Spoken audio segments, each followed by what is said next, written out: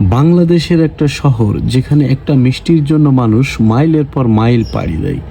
এই যে দেখতে সাধারণ দই, এটাই কিন্তু বিখ্যাত বগুড়ার দই। কিন্তু প্রশ্ন হচ্ছে, কেন এই দই এত স্পেশাল? আজকের ভিডিওতে আমরা জানবো বগুড়ার দইয়ের আসল গল্প, তৈরির রহস্য, আর কেন এটা বাংলাদেশের গর্ব।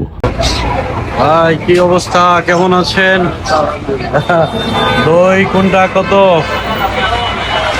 420 420। আর এটা 220 220। এটা কম হয় না?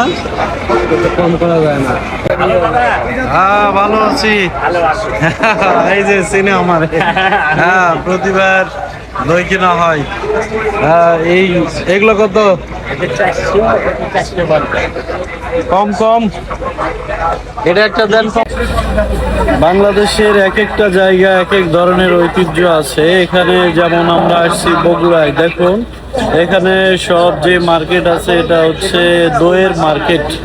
ওই যে দূরে যেগুলো দেখা যাচ্ছে, বাংলাদেশে বিভিন্ন প্রান্তে ছড়িয়ে ছিটিয়ে থাকা এই ধরনের ঐতিহ্যগুলো আমরা ভিডিওর মাধ্যমে তুলে ধরছি। বগুড়ার দই এত স্বাদ কেন হয়? রহস্য বলেন। দুধ চিনি দিয়ে রসালো করে তৈরি করা হয়, এই জন্য। কেমিক্যাল দেন না? না, নট কেমিক্যাল।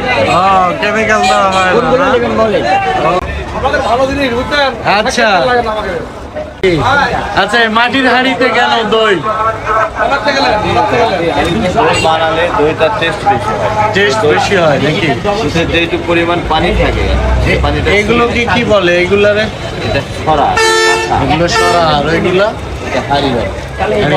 কত ধরনের দই বানান আপনারা? আমাদের দই কোয়ালিটি দই, দুই কোয়ালিটি। এটা সাইড আমারে কোনটা দিচ্ছেন? স্পেশাল।